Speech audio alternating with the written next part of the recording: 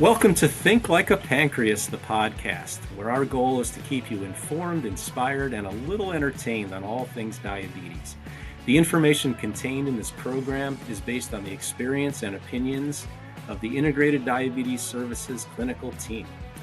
Please discuss any changes to your treatment plan with your personal healthcare provider before implementing. Hello, everyone. I am Kathyrn Alvarez, and I will be hosting the podcast today.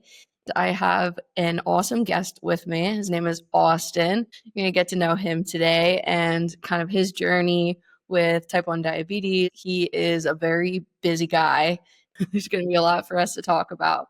So, Austin, can you tell everyone just a little bit about yourself? When were you diagnosed? Some information. Yeah, sure. So I'm Austin. I was diagnosed at 8 years old in October of, I think, in the early 2000s. I'd have to go find the date. But I've been diabetic since I was 8. I'm now 27, so coming up on 20 years as a type 1 diabetic. Yeah, and what else can I tell you about myself? What else do you want to know? What are you studying? So tell everyone you're going for a PhD, which is just impressive in itself.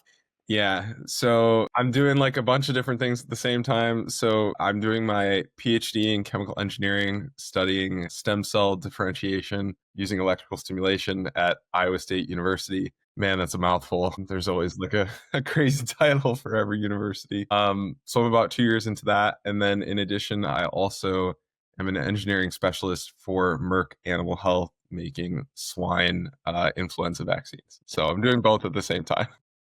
Do you know when you're expected to finish your PhD? I'm hoping in the next 2 years, and then in my professional role, I can transition to something that's more R&D based instead of being more applied engineering. So that's kind of the outlook right now. I think with any PhD, it's always kind of uncertain because it's based on how your work progresses. So there's not a perfectly defined timeline, but yeah, that's what I'm hoping for. Yeah, that's really awesome. Did you do your undergrad at Iowa State as well? Yeah, so my kind of education arc was that I went to high school in Northern Illinois and then went to my undergraduate degree here at Iowa State, also in chemical engineering. After I got done was towards the tail end of COVID. I went into industry and then worked for about 3 years. And then after that, decided I wanted to get some more credentials and get some more education. And it just kind of worked out that I was able to do both at the same time. So yeah, and then went back and started doing my PhD about 2.5 years ago. Awesome. And you also, while going for your PhD, also live with type 1 diabetes, and you have a wife, and you have a cat with diabetes now. Yeah, Mochi.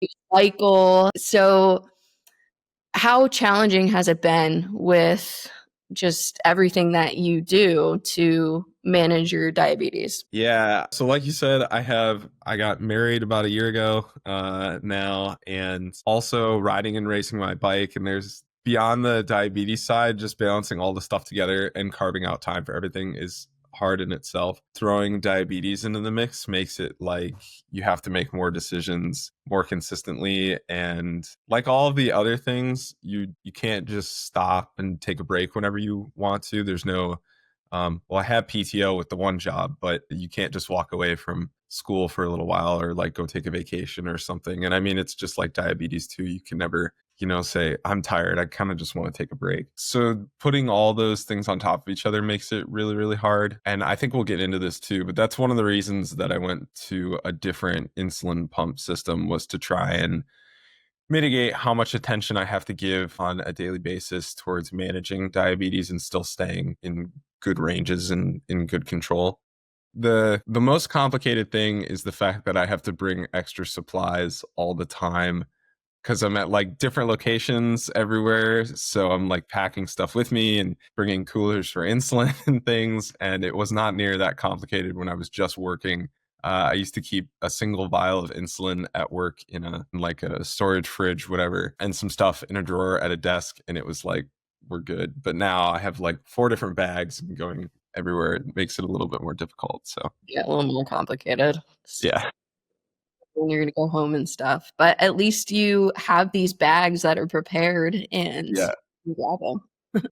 Yeah. Let's talk about your transition. And just for our listeners, so Austin, you came to IDS And what do you remember what your main goal was when you came and we first met? Yeah. So my first goal was my wife and I are sort of doing family planning, and we're trying to mitigate the effect that diabetes can have on our ability to have children. So the primary goal was to lower my A1C and be as healthy as possible when we're in this stage of family planning.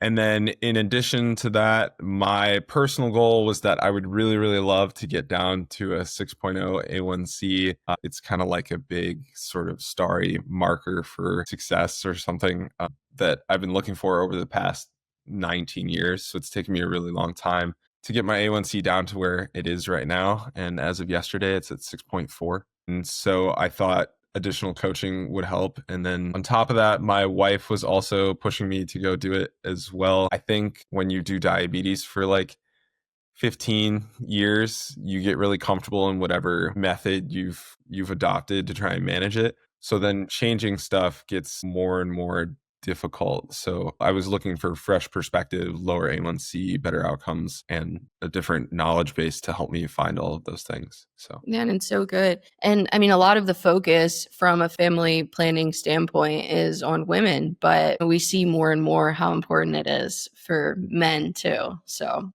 yeah. it's so good that you're taking that step, and hopefully it can be a little bit of an inspiration for some other guys too. You were using the Tandem, and with cycling, or I mean, just in general, what do you feel like the Tandem wasn't able to achieve? I ride my bike about 13, 14 hours a week, and I race like road bikes, kind of like the Tour de France, but the United States doesn't have a scene that looks like that. It looks a little bit different, but you could think of it that way. So amateur cycling, of course, and all of those sports take a lot of time, and there is like an aerobic and an anaerobic component, so different ways of using energy with different workout types. And the Tandem insulin pump for me at the time had control IQ, and that sort of control system had a lot of buffers in it for safety, for just the design of the insulin pump. Mhm.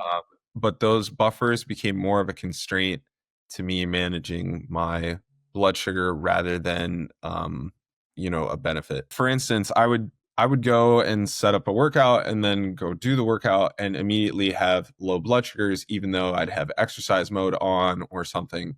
And the default turned into just taking my insulin pump off and getting no insulin until I saw my blood sugar kind of flatline. And then it would slowly kind of start to rise because now I have no more insulin on board. And then I'd have to manually plug it back in and sort of time it for some of these workouts that go over like 2 hours long, these bike rides that are more than 2 hours. That was really complicated, and it required me to pay attention a lot. I think there's been some updates to the Tandem insulin pump, but at the time, there was nothing that could manage my blood sugar in an exercise that worked effectively. Yeah. I mean, we do have Control IQ Plus now, which is really helpful for a lot of people. But yeah, at the time we had to like create different profiles in order to, because exercise mode, wasn't doing the trick. So creating these different profiles with significantly higher correction factor to try and prevent some of that autobolus insulin. But I was like, there's better things. Anyone that knows me knows that I'm a huge fan of all things open source. But for you, you're one of the rare people in the United States that use an Android phone. Yeah, that's a rarity in the US. It Or at really least it feels is. that way. I used to recommend Android APS a lot to parents that had little kids with type 1 diabetes because it was the first where you could do remote features. So that's where majority of the people that come to IDS are still from the United States, but we do have some people overseas, just not as common. Well, that was like my main exposure to AAPS. And of course I ran it because I needed to better assist these people that I was helping with. Then I was like, Austin, you have the Android phone. And so AAPS is incredible. I think it's always one step ahead of everything else. It has by far the most compatibility with pumps and CGMs out there. And the features are just always so far in advance. So what do you think was like the main sell for AAPS to get you to take the leap? Yeah, I think for me it was when I looked at the microboluses or the SMBs. Yep. One of my biggest problems throughout all the time I've had diabetes is remembering to get insulin before a meal. And you'd think that like 19 years of doing it, it should be automatic. There's this tagline that sits in my mind of when I first got diagnosed of a doctor that told me eventually diabetes would be like brushing your teeth because they were trying to be like reassuring and go, it'll get easier sort of attitude. And yeah, it's gotten easier, but I still remember that and go, it's nothing like brushing your It's teeth. nothing like that. It'll never be that easy. That's how I look at it. Like, it does feel like that for me. Like, I just feel Brushing your teeth? yeah, life with type 1 diabetes, I don't like, it doesn't bother me at all. It's more the like prescription management and trying to figure out insurance and having to do prior authorizations. That is what gets me. I think I'm getting closer, and this was one step closer. And eventually, I hope that I get there, but it always has still, I don't know, having to put like Omnipods on still and prep stuff, bring things with, and make sure I remember everything that I need to be successful with it, To not die. to not die. Putting it very frankly, yeah, to live on a regular basis. It's a hard thing to get across to people who don't have it or don't have like somebody really close to them who they've also had to give them like whatever their snack is for low blood sugar. But going back to your original question, my problem was that I would get my insulin for every meal. It just might be a few minutes behind the first bite because I'm excited to eat. I'm like, I want to sit down. I'm really hungry. I'm after whatever activities. I did activity my whole life. It was like, oh my God, I'm starving. I want to go start eating. And then go, oh crap, I need to get insulin for this whole meal. So the mixture of SMBs has kind of felt like a safety net. I don't necessarily want to rely on it, but having it for When the, you did you yeah, leave? Yeah, yeah, and you ate the big one, but yeah. yeah. So that's been really, really great. And then also the SMBs at nighttime. Now that we've sort of gotten my profile tuned, I don't think I've had blood sugars this sort of stable overnight in years. And we're like I can be within like 10 milligrams per deciliter of target for like a 9-hour period just sleeping, and it feels amazing. So that's been really, really great. But yeah, that's the coolest tool in my mind. And then the flexibility that has around exercise with temporary targets and adjustments to your profile on the fly to do percentages, but still keep the same sort of profile and not have to set like a temp target over just a defined period. You can kind of edit based on the day a little bit quicker than I could on an insulin pump. Yeah, that feels great. Yeah, and you kind of have like these scenarios and rules you can set up too, which a lot of people like that are on AAPS, they never go through all of the objectives. And with the last objective, it gives you the ability to set up like scenarios. If you get to a particular GPS location, then turn on like switch to exercise profile. Right. Which I think are really helpful because, like you said, you get excited to eat, but I mean, just we're naturally forgetful. If you're going to go and cycle for 2 hours at like a particular location and you forget to switch your profile, at least you can have it like automatically switch it for you. Sure. Or like you're the person that goes and does weightlifting at the same gym. You've had the same gym membership for 5 years to the same spot. Yep. Every time you show up there, it's just going to solve your problem for you without even having to do anything. Yeah, it's just all set. So it's like it's really streamlining and just making everything easier. You have to think about so much less, which is so amazing. And so many people on open source systems, they're just completely not announcing meals. And some people like they'll come frustrated. You do announce your meals still, at least for the most part. And the people that have like, very little movement in their blood sugars for meal, because we do more rapidly digest this food. And if we're eating something that is not low in the glycemic index, it's going to impact our blood sugar really quickly. So unless you're on some kind of like adjunct medication, not announcing would cause a pretty high postprandial or post-meal blood sugar rise. But a lot of people have moved to take something like a GLP-1. So, you have common BIC and those Ozempic's the one that people are most familiar with. Yeah. And since that slows down the impact of the food, or on our blood sugar at least, then it can create those smooth outcomes. Is there any reason why you've chosen not to take a GLP-1? Good question. Yeah, so I'm not particularly against taking GLP-1s for my own reasoning that I haven't taken one yet.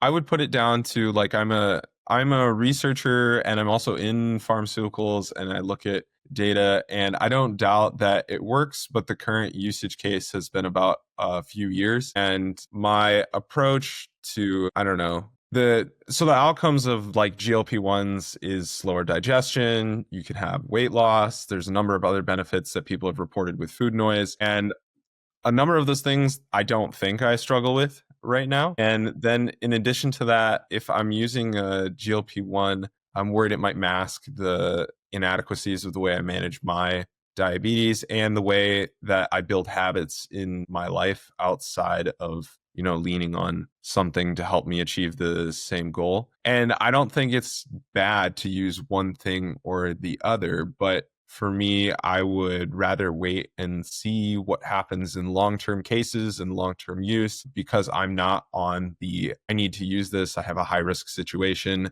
that needs to be solved in order to ensure my long-term health. I think for the most part, when I go back to all my labs and look at my weight, my lifestyle, and my current levels for diabetes, I think I'm in a place where I'm pretty happy. And of course, I could always get better, but I'm chasing that through different avenues first. Yeah.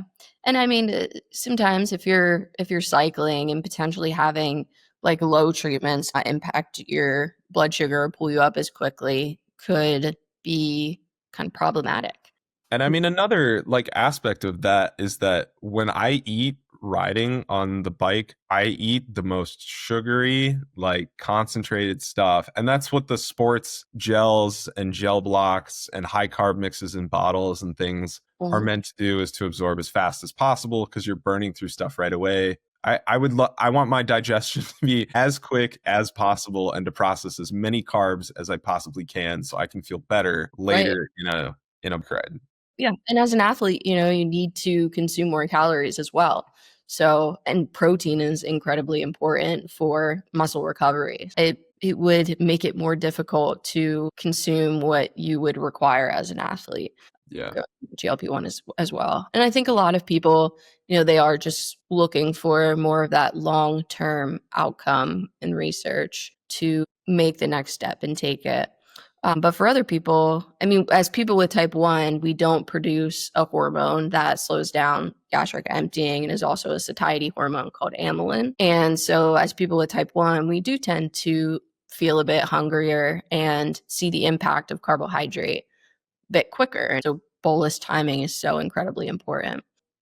There's definitely people that this just going to be so incredibly helpful for, and it's great. But I don't think athletes are in that group at this point. I think there's a use case for every single thing that's made out there. And I think the hardest part is getting through who it's appropriate for and at what time and when to use it. So I'm not hesitant about drugs. That's why I work in the pharmaceutical industry. I know people spend their whole lives coming up with stuff like this for the sake of helping people. And it always starts in an R&D lab because somebody has a good idea for how to help a person. And then it gets monetized later. Word from our sponsor.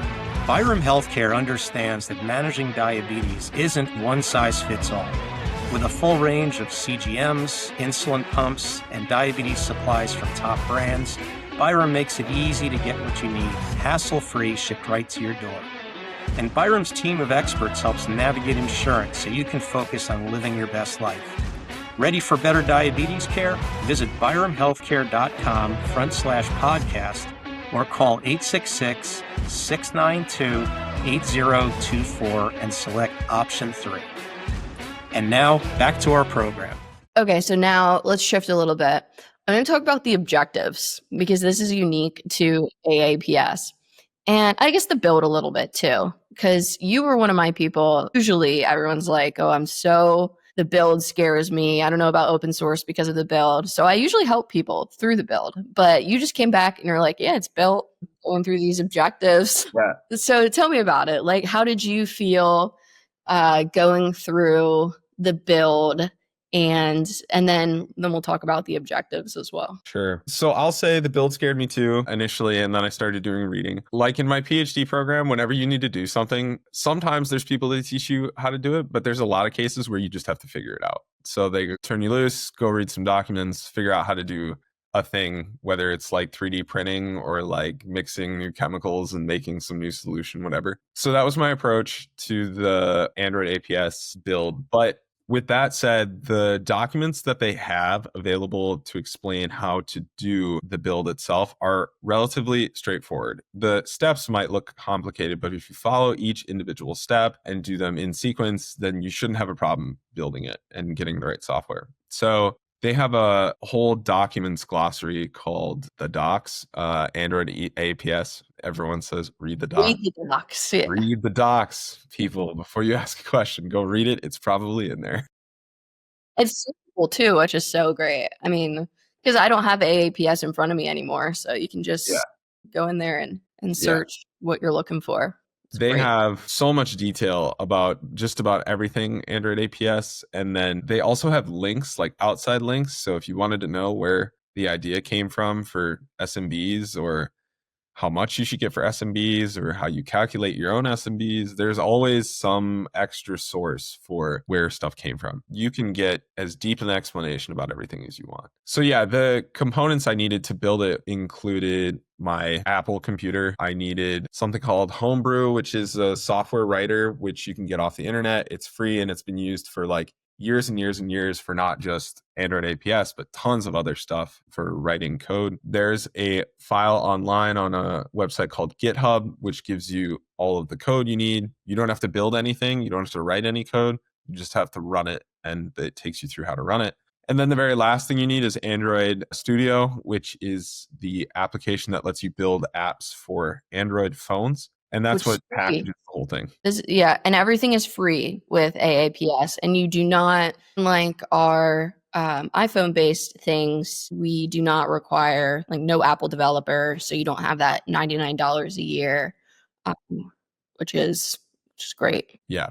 It's a really low barrier of entry in terms of cost. And once you get the app set up on your phone, after you get past that and it's set up correctly, the objectives will kind of take care of the rest to verify that the app is working correctly as you work through it. And I don't know about other open source systems because Android APS is the only thing I've used, but can you run any of the other systems on a virtual pump? Yes. Okay.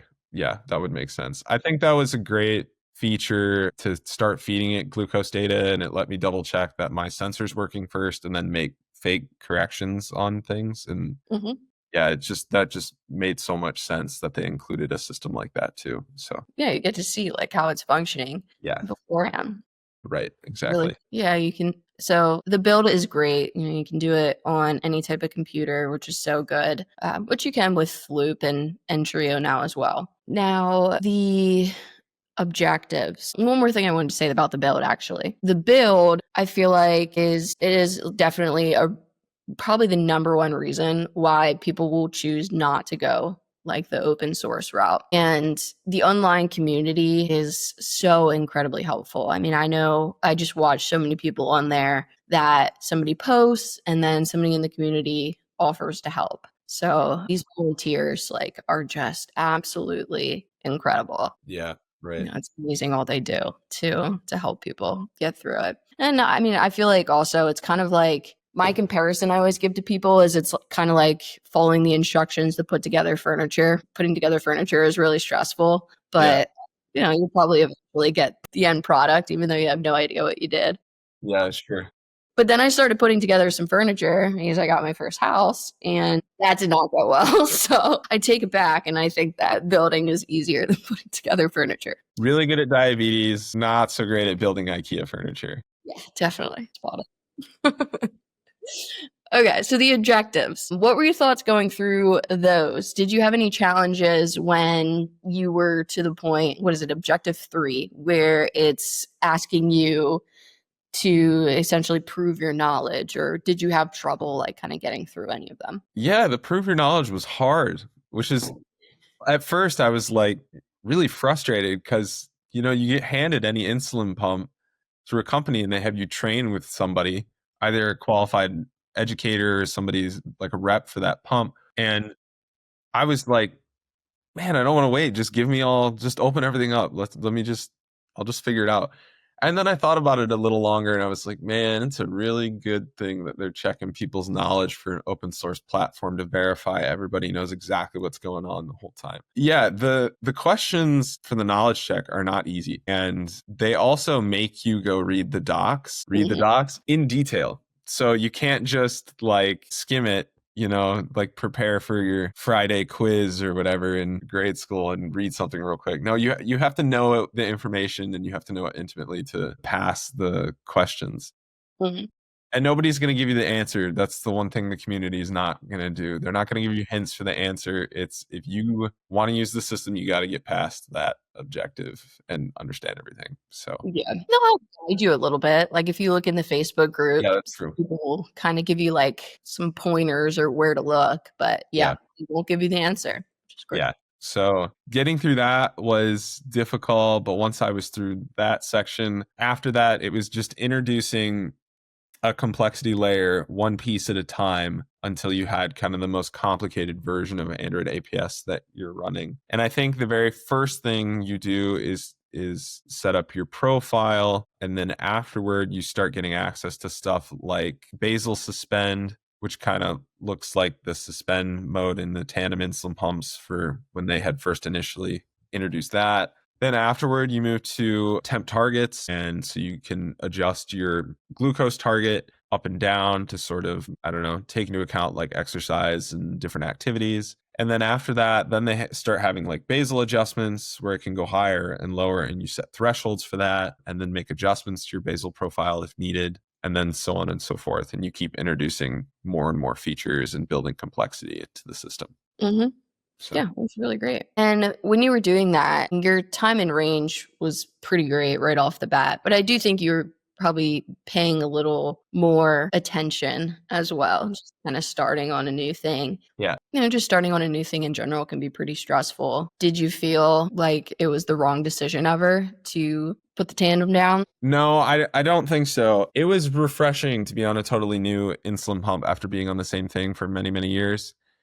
And moreover, switching to an Omnipod was new for me too, because it was the first time I didn't have any tubing on me. And that was so refreshing that there were enough upsides that I never felt like, oh, I made the wrong decision. It was more just figuring out the bumps in the road for getting proficient at using Android APS. Have you ever considered, this is just like a random thing that I'm now suddenly super interested in. So since you have the ability, so with AAPS, you can use the Eversense, and there's talk on like Zulip chat of using it. Like it'll likely be compatible with Loop as well.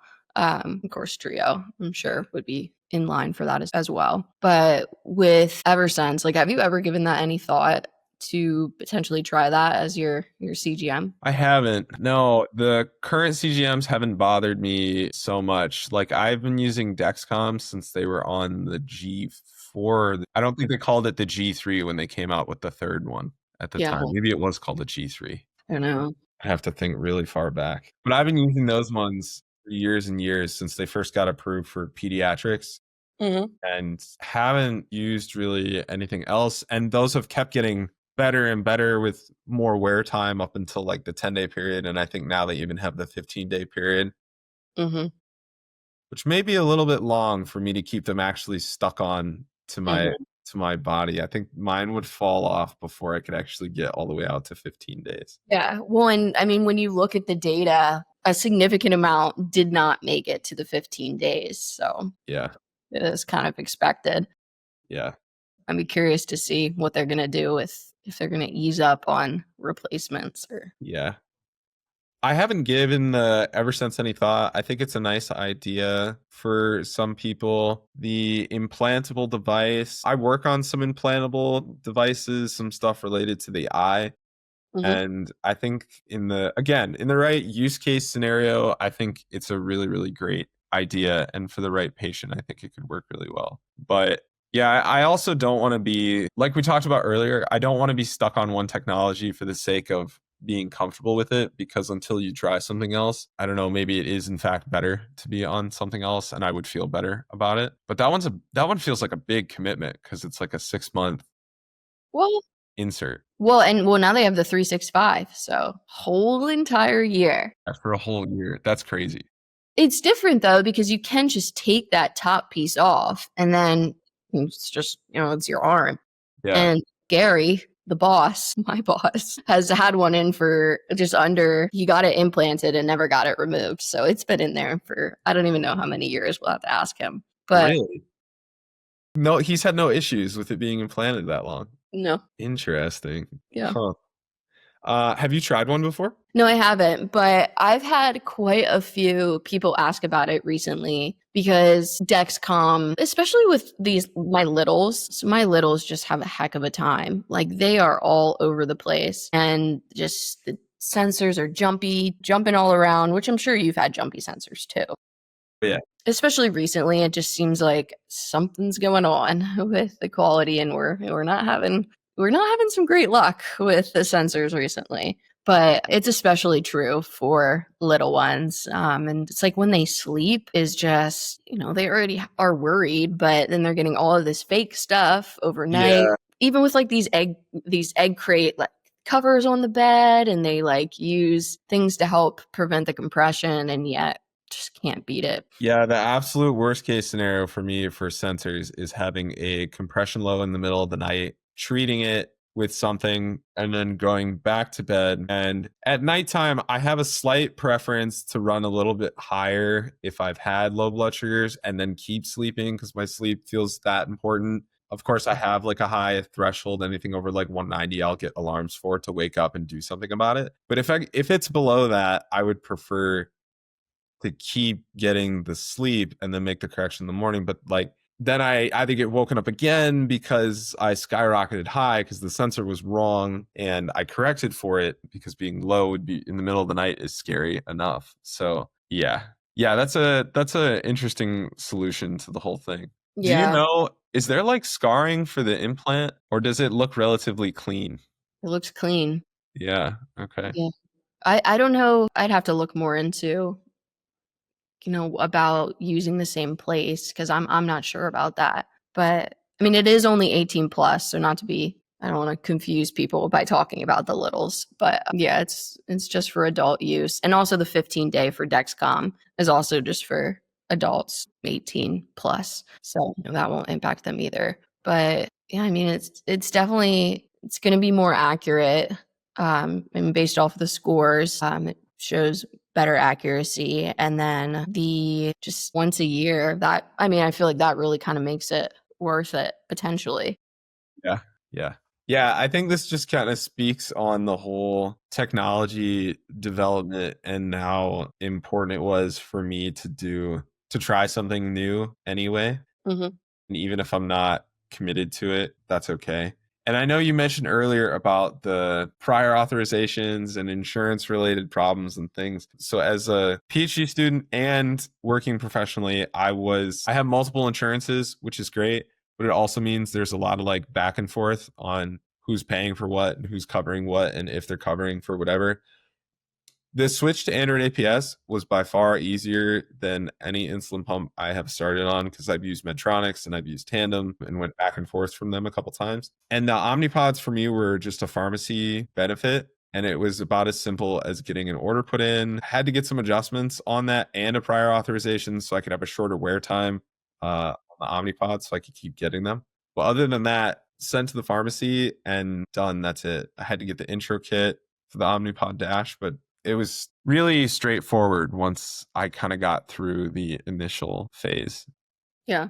And if I ever want to, I can jump ship at any time. True. Yeah, you can go lock in. So yeah, that is great that I can walk away from it. Well, and I have had a lot of people that, because it's a pharmacy benefit, even if they had like a lock-in or their contract, they could still get the pods. It's almost like the insurance company just didn't realize. I think it's only ever been once that like somebody got caught and they were like, you have this contract. but for everybody else, didn't realize, and they were able to get the pods, even though. Was your contract ended when you did it? No, I still have a Tandem insulin pump in my closet with a bucket load of supplies, and it is serving as my backup. But at the same time, I could go try Control IQ Plus at this point because I could get the download and set it up. But yeah, I'm really enjoying Android APS right now because, like I said, there are features on it that act as a safety net for when I'm not being the most attentive to treating myself. Mm-hmm. And the Omnipod flexibility for not having tubing has been a big shift for me. And like I said, because I'm riding my bike, having one less thing in my pockets might not seem like a big deal, but having only a cell phone instead of a cell phone and an insulin pump is also a really big deal. Yep. And so then a few weeks ago, I was on Justin's podcast and he asked me, well, if that's the case, then why wouldn't you use like Tandem Mobi? And I think Tandem Mobi's cool, but it still has tubing and a sleeve and a bunch of supplies that you have to carry with you. The Omnipod is so just simplified and in one package that Well, and there were still some shortcomings of the Control IQ algorithm for you. right. You can get so much more customizable with AAPS. Yeah, exactly. Yeah. So yeah. What have you heard about the twist pump, the Tide Pool pump? Yeah, so the twist pump, they compare it to like double stuffed Oreos. It's a little bit bigger than that. Okay. And it's a very old version of Loop, essentially. And so it's not at all what people with Loop are used to using. The like interface looks the same, but when they go into like the overrides, they're not going to be able to customize in all of these different overrides. So that's like a big, big feature that people are going to be disappointed in if they were a previous looper. Additionally, so there's temp basal only. There's no automatic dosing. So it's called SMBs with AAPS. It's called automatic bolus with loop. So no automatic bolus, just temp basal only. So do you think that the twist would be like a gateway for somebody that hasn't used open source stuff to start with that because it's got FDA clearance and then move to open source when they decide they want more features? Or do you think it'll be open source people who want FDA company-based support and backing who will move out of open source to that? I think there'll be a lot of that. And then I think that when they make the switch, unfortunately, they might be a bit disappointed in that decision, and they might kind of want to go back to open source. And then I think some other people are going to go on it that wanted to use open source, but they didn't have the ability to build, or they're scared off from it. And I think maybe for them it'll be like a gateway. Yeah, for sure. Cool. But there's so many great people just working for that company, and I think that hopefully it'll progress pretty quickly. At this point, I think majority of people would still choose to go, on Tandem or another system. Big reason is, the twist pump it's not very sleek. Yeah. Define sleek. It's like a gray circle. It kind of reminds me of a hockey puck. Yeah, that's what I thought too. Yeah. Okay. Yeah. So, and it also still has tubing, but it's also a patch pump. Right. Yeah. So like a Mobi, but in the middle a little bit. Tube pump. Yeah. Okay. So yeah. I don't know. I hope they make some big updates, and we see great things from them from SQL. But yeah, at this point, not something I personally am going to go, but there's definitely a group of people for every system out there. So some people it's going to be perfect for them. Yeah, definitely. The other thing I wanted to talk to you about is your wife is from Germany, right? Is it Germany? Yeah. From Germany. That's right. How often do you guys go to Germany? Well, as much as we can. Right now, we're doing like green card applications since we had just gotten married, and I'm doing my schooling here in the US. So as soon as we can get that stuff filed and done, then we can take more vacations that are not just keeping us in the United States. So, but yeah, we make it out as much as we can, and like 2 to 3 times a year if possible. So Very good. Yeah, that's so nice. And Do you have any challenges with the international travel? Man. Yeah, I have tons. Yeah. So I imagine most of the audience here would be from the United States, the people that are going to see and listen to this. But if you're going from the US and traveling over to Europe, understand that the food in Europe, they say, is different because it tastes this, that, and the other thing.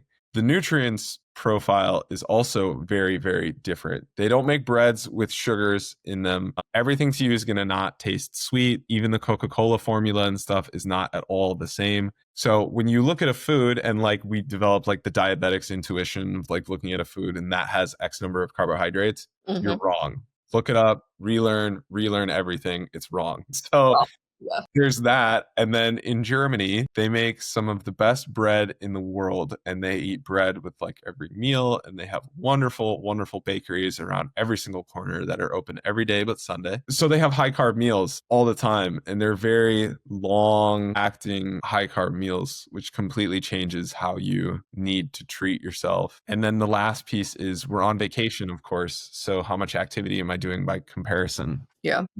Not the same amount. There's a lot of relaxing and then also eating those high carb meals. Yeah. Because you told me they don't really have like the gyms in Germany, right? No, everybody's so much more active on a daily basis anyway, because people walk and ride their bike to work. Like my brother-in-law the other day, or a few months ago, we were on vacation to visit my sister out on the West Coast here in the US. And we're in a city and we walked like 8 miles or something like that in a couple of hours. And I was complaining because I was like, oh, my feet hurt. We just finished walking 8 miles in like a small amount of time. And he was like, really? This is like my commute to work every day. Not 8 miles, I'm exaggerating. But like for him, it was so easy. But yeah, people just walk much further distances to get places, but they have the infrastructure for that. And people spend more of their time doing hobbies and outdoor activities and things rather than getting their sort of fitness from a gym or resistance training. So those things still exist if there's athletes and you know anybody who wants to use that as sort of their hobby, but I think people lean on a different sort of lifestyle there. Yeah. Yeah, definitely. Which is, I mean, it's so cool and to see such difference in Yeah, for sure. I was thinking about, you were talking about the Facebook group. We were talking about the support community behind the open source stuff. One of the most interesting things to me is to look at all the different languages that pop up on the Android APS Facebook page. Yeah. Like, as you know, Androids are way more popular across the world, and like the US is very committed to iPhones because everybody kind of has fallen into that sort of like cultural phenomenon of being in Apple and being a part of the ecosystem. And so there's a ton of users over in Europe, and like to watch the different languages pop up, whether it's like Dutch or German or French or Spanish or whatever, is really funny. And it's a big worldwide community that's tied into the whole thing. Yeah. Yeah, it's so cool. Which, I mean, it's cool too. They have so many like systems or pumps that we don't have here. The one I'm very interested in is the Medrum, which they have in Germany. Okay. You have to look for it. It's a lot smaller than the Pod. I mean, I guess not a lot, but like it seems significantly. Is this it's like a little gray, sort of still looks like a square? Yeah. Yeah. Can you describe this one more? Does this one have like a removable cartridge? You got to pull up a picture of it so you can Yeah, really see. please. Yeah. Yeah. So the gray piece unclips. Yep. Yeah. Okay. So you can kind of substitute or match up the cartridge size that you want. Is that true? Yep. Yeah. That's It cool. is. It's like, Yeah. That's awesome. yeah, that's really cool. And you can use it with AAPS. That's cool. Yep, that's pretty awesome. Apparently the sensor is not great though. That's what someone in, I don't know what country he was in, but he told me the sensor is not great, and that's a big reason why he wanted to set up AAPS so that he could use it with the Dexcom. They have their own sensor for it, I'm guessing. Yeah. Okay. Man, makes it difficult. Yeah, but you know, with AAPS you can use, that's like Whatever the you want. yeah, you just use Dexcom. There you go. Yeah, that's great. Cool. I really appreciate you coming on here and sharing some of your story. There's just, I mean, I feel like we could talk about life for hours, but Yeah, I have fun coming on these, not only because like every time I talk to a new host, I find out about new diabetes technology. And like I said, the hardest part after being on one thing for so many years is to branch out and try other stuff and start like asking things. And I think if it's difficult for you to get the device in hand for either like a cost problem or switching is difficult or something, I think there's a big giant community of people that have tried a lot of stuff, and you can really lean on that sort of thing. So I enjoy being on the podcasts like this, and I hope to some degree that this helps somebody else who's considering using Android APS or even switching, because if you're thinking about it, you should totally try it if you can. Yeah. Yeah. Yeah. So we got to talk about kind of your experience of starting up on Android APS, why you shifted from Tandem to open source. And we talked about your travel over to Germany. We didn't talk too much about cycling, but we did brush on it a little bit. Thank you so very much for joining us. Yeah, thanks. This has been great. And also a shout out to IDS, because if I hadn't come out with you guys, I would have never done the switch anyway. So thank you guys for all of your information and your help getting the switch done. And all the continued work and stuff that you guys do for helping me manage my diabetes. So thank you. It's a pleasure to work with you. Thanks for tuning in to Think Like a Pancreas, the podcast. If you enjoyed today's episode, don't forget to like, follow, or subscribe on your favorite podcast app. Think Like a Pancreas, the podcast is brought to you by Integrated Diabetes Services, where experience meets expertise, passion meets compassion, and diabetes care is personal because we live it too. Our team of clinicians, all living with type 1 diabetes, understands the challenges firsthand. We're here to help no matter where you are in the world. From glucose management to self-care strategies, the latest tech, sports and exercise, weight loss, type 1 pregnancy, and emotional well-being, we've got you covered. We offer consultations in English and Spanish via phone, video chat, email, and text. Want to learn more? Visit integrateddiabetes.com or email info@integrateddiabetes.com to schedule a consultation. On behalf of Think Like a Pancreas, the podcast, I'm Gary Shiner, wishing you a fantastic week ahead. And don't forget to think like a pancreas.